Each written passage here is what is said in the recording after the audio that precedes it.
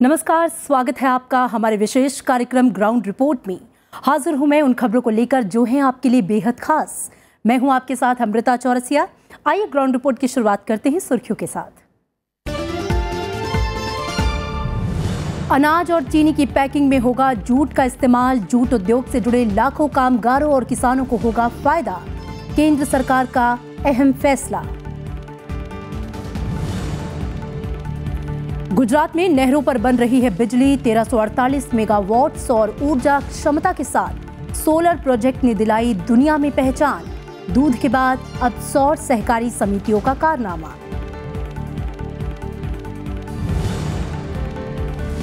अवैध पोस्टर और होर्डिंग्स बने सड़क हादसों का कारण। कानून का पालन न होने से एमसीडी को भी भारी आर्थिक नुकसान। सरकार का समस्या के हल का भरोसा।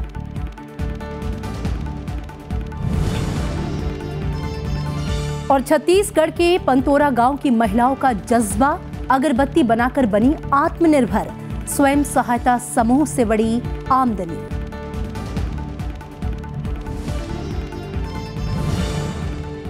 केंद्र सरकार के एक फैसले ने डगमगा रहे जूट उद्योग को बड़ी राहत दी है। अब अनाज और चीनी की पैकिंग जूट के बोरों में अनिवार्य कर दी गई। सीसीए की बैठक में यह अहम फैसला हुआ। नियम जून 2019 तक लागू रहेगा। जाहिर है इस फैसले से लाखों जूट किसानों और जूट मिलों के कामगारों को मदद मिलेगी।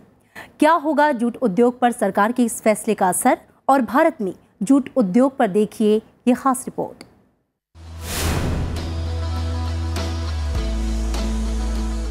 सरकार ने जूट पैकेजिंग मटेरियल एक्ट 1987 के तहत पैकेजिंग के मानदंडों में बदलाव किया है। अब 90% अनाज और 20% चीनी की पैकिंग जूट की बोरियों में करना अनिवार्य होगा। संभावना है कि भविष्य में जूट की उपलब्धता को देखते हुए अनाज की 100% पैकेजिंग जूट की बोरियों में की जा सकेगी।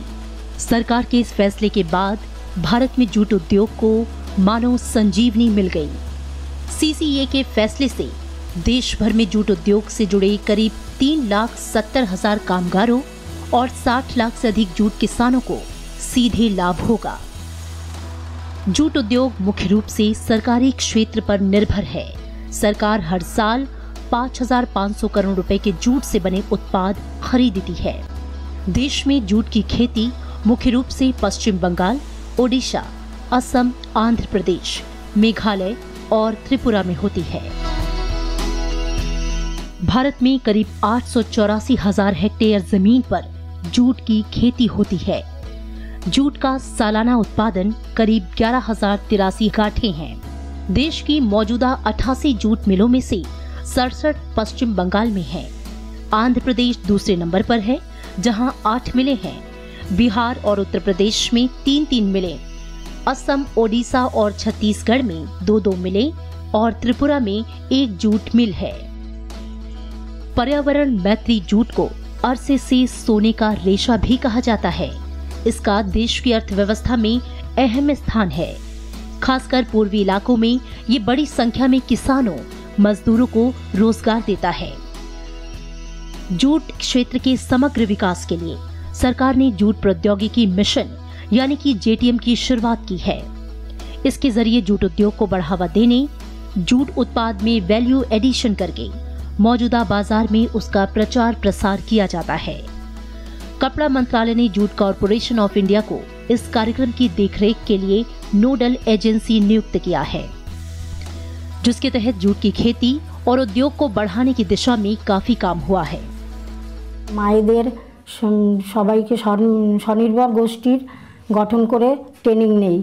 एरपरे ন্যাশনাল জুট বোর্ড থেকে অ্যাডভান্স ট্রেনিং হয় এবং আমরা নতুন ডিজাইনের ব্যাগ তৈরি করি এবং আমাদের এই 31 के 3টি করে গোষ্ঠীতে আমাদের ম্যাশিং দেয়া হয়। আমাদের ব্যাগ বিক্রি হয়। दिसंबर 2016 में जूट स्मार्ट और ई गवर्नमेंट जैसी स्कीमों की शुरुआत की गई है। जूट के उत्पादन, उसकी क्वालिटी को बढ़ाने पर भी सरकार का खासा जोर है। सरकार ने 5 जनवरी 2017 से बांग्लादेश और नेपाल से आयात किए जाने वाले जूट और जूट उत्पादों पर एंटी डंपिंग ड्यूटी लगा दी है, जिसके बाद देश में जूट की मांग को पूरा करने के लिए आंध्र प्रदेश की 13 सुतली मिलों में फिर से काम शुरू हुआ, जिससे 20,000 कामगारों को रोजगार मिला। साथ ही घरेलू बाजार में 2 लाख मीट्रिक टन जूट की अतिरिक्त मांग को पूरा करने के लिए बंद पड़ी जूट मिलों के फिर से शुरू होने की गुंजाइश बनी है। আমরা প্রথমে বেসিক ট্রেনিং এবং পরবর্তী সময় অ্যাডভান্স ট্রেনিং দিয়ে থাকি সমস্ত গোষ্ঠীগুলোকে, এবং ওরা ধীরে ধীরে ক্লাস্টার গঠন করেছে এবং ক্লাস্টার গঠন করে তারা তাদের মাল আজকে বাজারিকরণ করতে চলেছে। जूट उद्योग के कायाकल्प के लिए सरकार ने 204 करोड़ का अनुदान भी दिया। 2017-18 में जूट की 4 किस्मों के लिए 4,050 से 2,700 रुपए के बीच MSP निर्धारित की गई। मूल्यों का निर्धारण जूट की क्वालिटी या ग्रेड के हिसाब से किया जाता है। विदेशों में भारत के जूट और जूट से बने सामानों की भारी मांग है। साल 2014-15 में भारत ने 20 देशों को जूट का निर्यात किया। अमेरिका को 4,244 करोड़ रुपए का जूट निर्यात हुआ, जो जूट के कुल निर्यात का 13% था। ब्रिटेन को 1,431 करोड़ रुपए का जूट निर्यात हुआ, वहीं घाना को 1,292 करोड़ रुपए का निर्यात हुआ। दुनिया में भारत जूट से बनी वस्तुओं का सबसे बड़ा उत्पादक और दूसरा बड़ा निर्यातक है। इस मोर्चे पर बांग्लादेश कई बार भारत से आगे निकल जाता है। जूट कामगारों के सामने इस उद्योग से जुड़ी कई और दिक्कतें हैं, जिस पर ध्यान देने की जरूरत है। जूट उद्योग को पश्चिमी देशों की आधुनिक पैकिंग के साथ कड़ी प्रतियोगिता का सामना करना पड़ रहा है। इसके अलावा पुरानी मशीनरी, बिजली की कमी और जूट किसानों से जुड़ी कई समस्याओं की वजह से भी जूट उद्योग प्रभावित हुआ है। अमृता चौरसिया, राज्यसभा टीवी। गुजरात सौर ऊर्जा से बिजली बनाने के क्षेत्र में कीर्तिमान गढ़ रहा है। मौजूदा वक्त में गुजरात 1348 मेगावाट सौर ऊर्जा क्षमता के साथ देश में 6ठे स्थान पर काबिज है। वहीं नहरों पर बने सोलर पैनल प्रोजेक्ट ने नवीकरणीय ऊर्जा में एक नया रास्ता खोला है। देश का पहला और सबसे बड़ा सोलर पार्क भी गुजरात के चारनका गांव में ही है। सौर ऊर्जा के क्षेत्र में गुजरात ने जो मुकाम हासिल किया, वो दूसरे राज्यों के लिए भी एक मिसाल है। देखते हैं ये रिपोर्ट।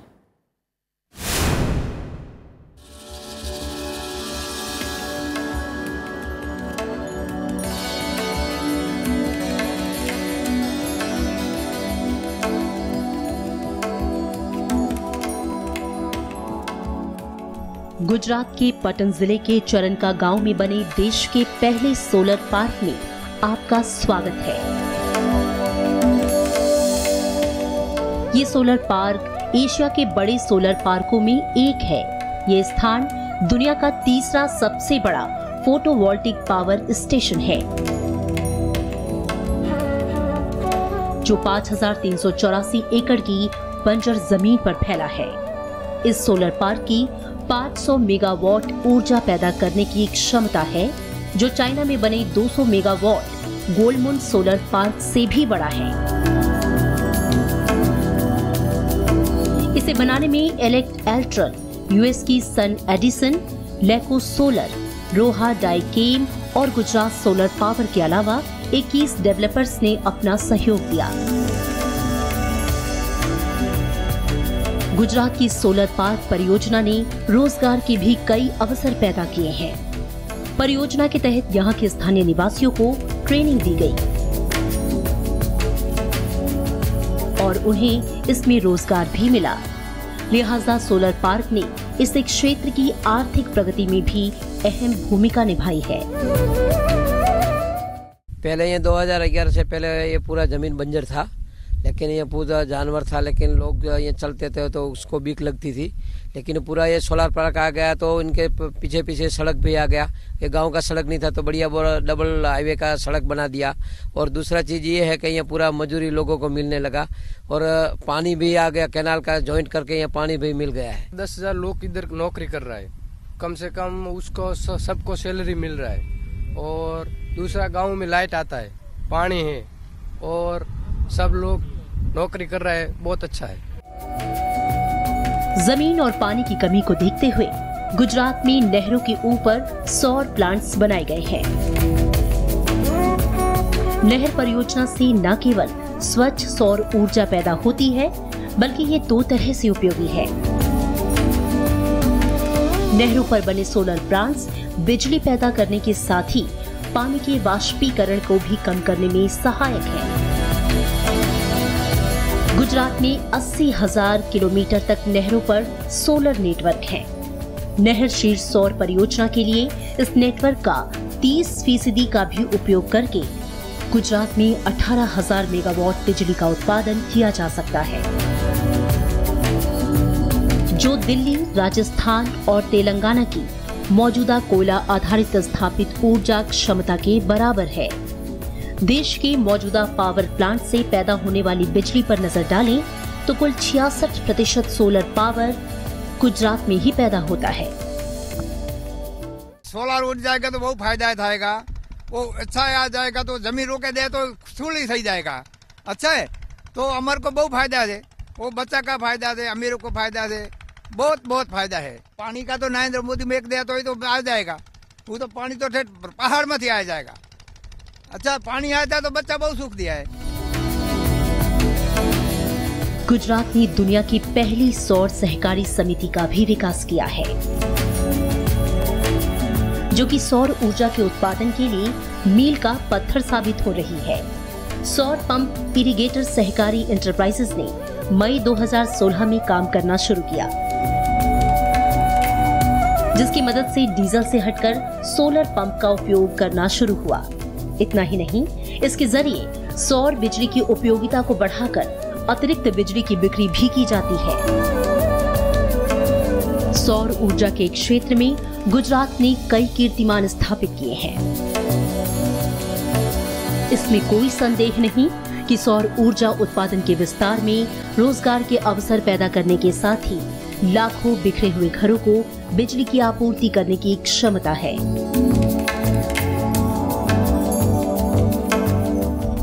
जहां तक मेरी निगाहें जा रही हैं, मुझे सिर्फ सोलर पावर पैनल्स दिखाई दे रहे हैं। राज्य में कई ऐसी नीतियां भी बनी जिससे सोलर पावर प्रोडक्शन को बढ़ावा मिले। अनुमान है कि 2030 तक भारत की जनसंख्या चाइना से ज्यादा हो जाएगी और ऐसे में ऊर्जा की जरूरत बढ़ना लाजमी है। और इस तरह के सोलर पावर इंफ्रास्ट्रक्चर से अक्षय ऊर्जा के क्षेत्र में भारत को नए आयाम प्राप्त हो सकते हैं। चारणका से कैमरा पर्सन योगेश अग्रवाल के साथ कृति मिश्रा, राज्यसभा टीवी। देश की राजधानी दिल्ली में अवैध पोस्टर और होर्डिंग्स परेशानी का सबब बने हुए हैं। इससे एमसीडी को भारी आर्थिक नुकसान उठाना पड़ रहा है। गलत जगह लगे होने की वजह से कई बार ये होर्डिंग्स बड़े सड़क हादसों का कारण भी बन जाते हैं। सुप्रीम कोर्ट के आदेश और दिल्ली डिफेसमेंट कानून के बावजूद मनमाने ढंग से अवैध पोस्टर और होर्डिंग्स लगाए जा रहे हैं। दिल्ली से देखिए ये ग्राउंड रिपोर्ट।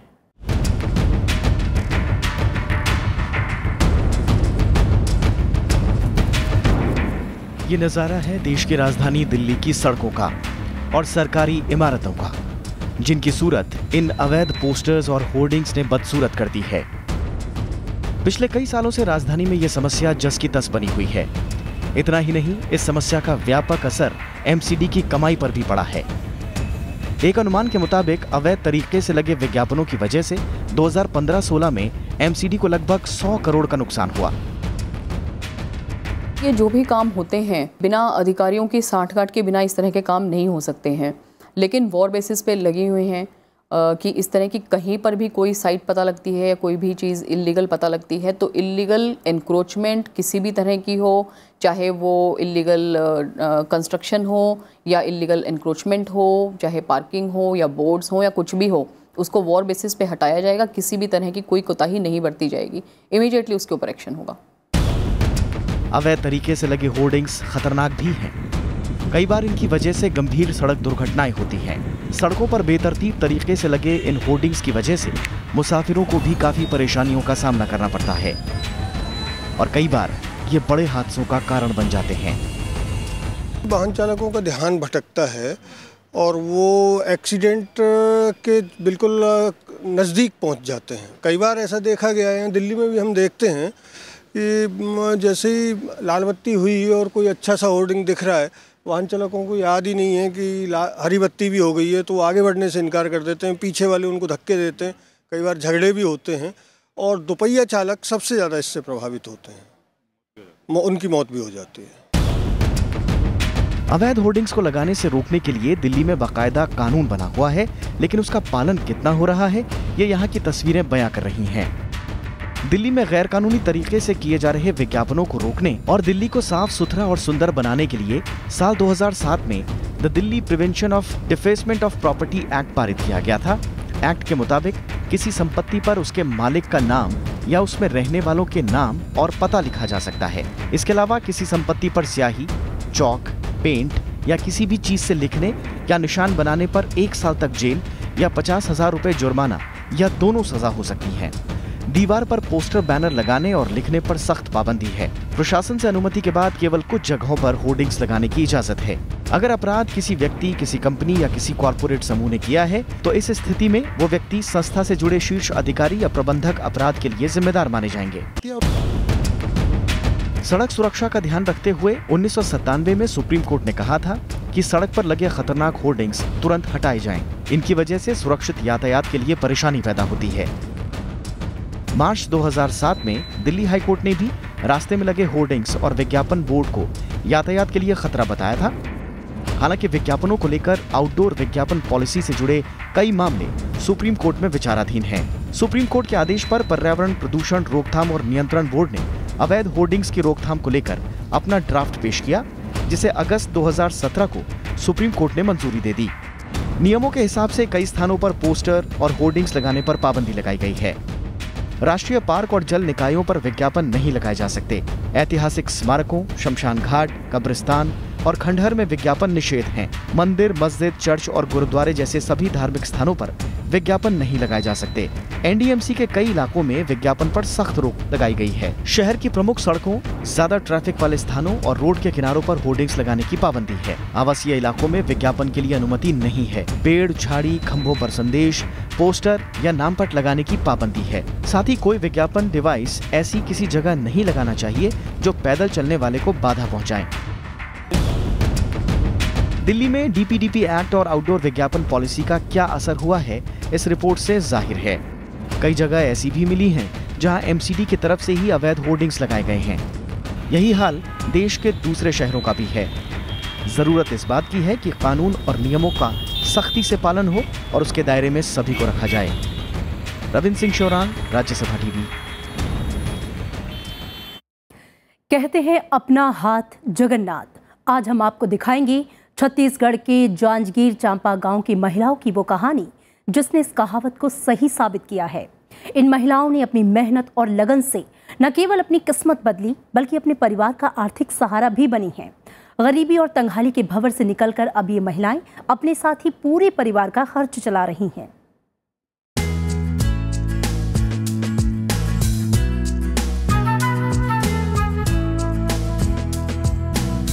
रामवती, सावित्री और गीता आज अपने पांव पर खड़ी हैं और वो अपनी जिंदगी आत्मसम्मान से जी रही हैं।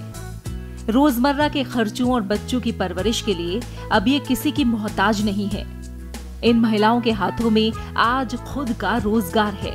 छत्तीसगढ़ के चांपा जांजगीर जिले के पंतोरा गांव की महिलाओं ने करीब 2 साल पहले अगरबत्ती बनाने का काम शुरू किया।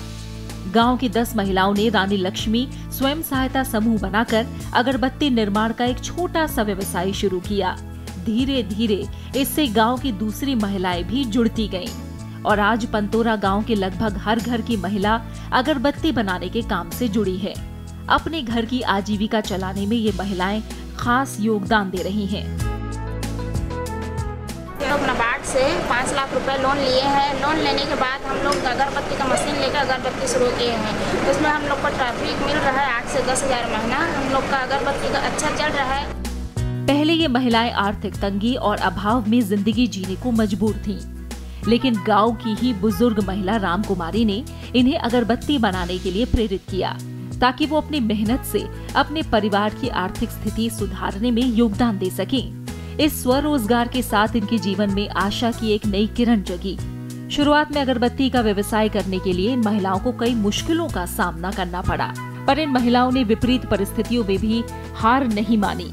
2014 में इन महिलाओं ने एक समिति बनाई और अपने सपनों को साकार करने में पूरी शिद्दत से जुट गई। 2 साल की कड़ी मेहनत के बाद इनकी मेहनत रंग लाई और अगरबत्ती के कारोबार में मुनाफा नजर आने लगा। हम लोग सब कोई मिलकर फैसला कर लिए कि हम लोग कुछ कमाने का तरीका ढूंढेंगे और हमें उसी समय ये मिल गया। वहीं से लोन निकलवाए और लोन निकलवा कर फिर हम अगरबत्ती की मशीन लिए हैं। यकीनन इन महिलाओं ने अपने जज्बे से दूसरों के लिए भी एक मिसाल पेश की है। कैसे कम संसाधनों में भी स्वरोजगार के जरिए अपनी आर्थिक स्थिति में बदलाव लाया जा सकता है, ये इन लोगों ने दुनिया को दिखाया है। अगरबत्ती उद्योग में संभावनाएं भी कई हैं। घरेलू के साथ ही अंतर्राष्ट्रीय बाजार में अगरबत्ती की भारी मांग है। फिलहाल भारत प्राकृतिक आकर्षक सुगंधों वाली अगरबत्तियों की एक विस्तृत श्रृंखला का निर्यात कर रहा है। भारत में अगरबत्ती बनाने वाली तकरीबन 10,000 सूक्ष्म इकाइयां हैं। इस उद्योग को लगाने में बहुत बड़ी रकम का निवेश नहीं करना पड़ता, यानी ये उद्योग आसानी से और कम जगह में भी शुरू किया जा सकता है। Bureau report, Rajya Sabha TV. और अब आदिवासी समुदाय को जानने समझने की हमारी विशेष श्रृंखला में आज हम चलेंगे असम के बक्सा जिले में और मिलेंगे कछारी आदिवासियों के सबसे बड़े समूह बोडो आदिवासी समुदाय से और रूबरू होंगे इनकी खास जीवन शैली से।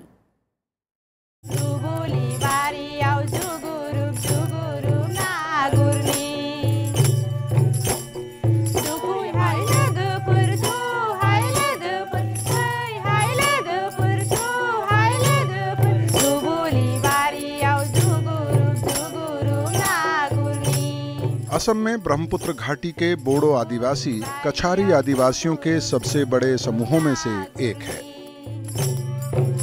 असम के बक्सा जिले के गांवों में बसे बोडो आदिवासियों के घर बांस और मिट्टी से बने हैं।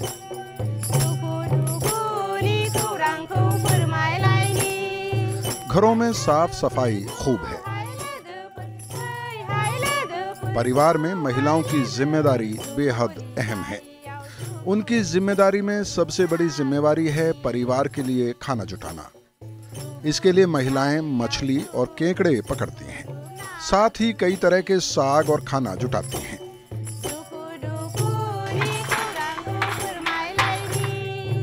महिलाएं कपड़ा भी बुनती हैं।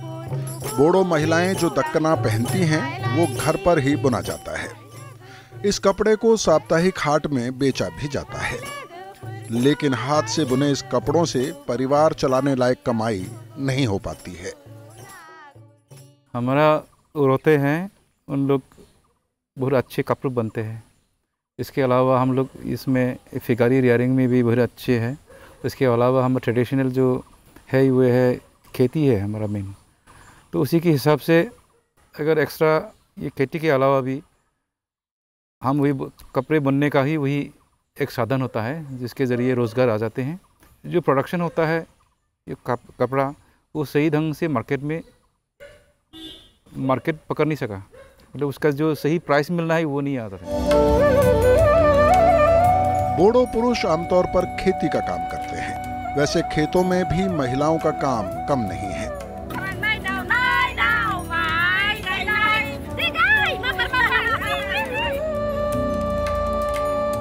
धान रोपने की जिम्मेदारी आमतौर पर उन्हीं की होती है। जनगणना के आंकड़ों के हिसाब से 70% से ज्यादा बोडो आदिवासी खेती किसानी करते हैं। आर्थिक स्तर के मामले में बोडो आदिवासियों की तस्वीर बहुत अच्छी नहीं है। इसकी एक बड़ी वजह सिंचाई के साधनों की कमी है। बोडो टेरिटोरियल काउंसिल की रिपोर्ट के आंकड़े बताते हैं कि 2012-2013 में काउंसिल के 4 जिलों में सिंचित भूमि कम हुई है। 2011-12 में कोकराझार जिले में कुल सिंचित भूमि थी 13,378 हेक्टेयर, जबकि 2012-13 में ये घटकर 6,578 रह गई। चिरांग जिले में 2012-13 में 7,478 हेक्टेयर जमीन सिंचित थी, लेकिन 13-14 में यह घटकर 5,644 रह गई। बक्सा में भी सिंचित जमीन में 3000 हेक्टेयर की कमी आई। एकमात्र उदालगुड़ी जिले में सिंचित जमीन बढ़ी है। शिक्षा की बात करें तो बोडो आदिवासी इलाकों में बोडो माध्यम में पढ़ाई के लिए कई स्कूल हैं। इन स्कूलों में बोडो आदिवासी छात्रों को असमिया या बोडो भाषा में से कोई भी भाषा चुनने का विकल्प मिलता है। लेकिन साक्षरता और उच्च शिक्षा दोनों ही मामलों में बोडो आदिवासी काफी पिछड़े हैं। बोडो आदिवासियों में कुल साक्षरता दर 61% के आसपास है, जबकि 2% से भी कम छात्र उच्च शिक्षा हासिल कर पाते हैं। आदिवासी लोगों का जो गार्जियंस है, उन लोगों का जो पढ़ाई में जो ध्यान जितना भी देना चाहिए तो इसमें ज़्यादातर ध्यान नहीं देता है। इसके अलावा जो पढ़ाई की जो वैल्यू, जो उसको समान मर्यादा जो देना जो चाहते हैं, लेकिन हम लोग का जो आदिवासी का जो गार्जियंस ने इसको ज़्यादातर पसंद नहीं करता है। लेकिन सामाजिक ताने बाने, मान्यताओं, परंपराओं के मामले में बोडो समाज बेहद समृद्ध है। बोडो गांवों में घर बेशक कच्चे हैं, लेकिन एक खास वास्तुकला का पालन इन मकानों को बनाने में किया जाता है। धार्मिक मान्यताओं के मामले में बोडो आदिवासियों में परंपरागत बाथो पूजा पद्धति है। दरअसल बोडो प्रकृति की पूजा करते हैं।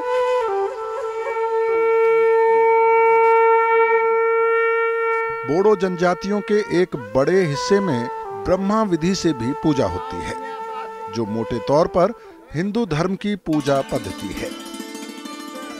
बाथो और ब्रह्मा दोनों ही पद्धतियों को मानने वालों में शादी ब्याह होते हैं। इन आदिवासियों में पर्दा नहीं है। बोडो आदिवासियों में अलग अलग त्योहारों और अवसरों के लिए कई नृत्य हैं। इनमें से सबसे लोकप्रिय नृत्य है बागरुम्बा। समृद्ध संस्कृति के मालिक बोडो आदिवासियों के लिए आधुनिक दुनिया में कई बड़ी चुनौतियां हैं। इन चुनौतियों से निपटे बिना उन्हें अगर कथित मुख्यधारा में शामिल किया जाता है तो जाहिर है उनका स्थान इस मुख्यधारा में शायद सबसे निचले पायदान पर ही रह जाए।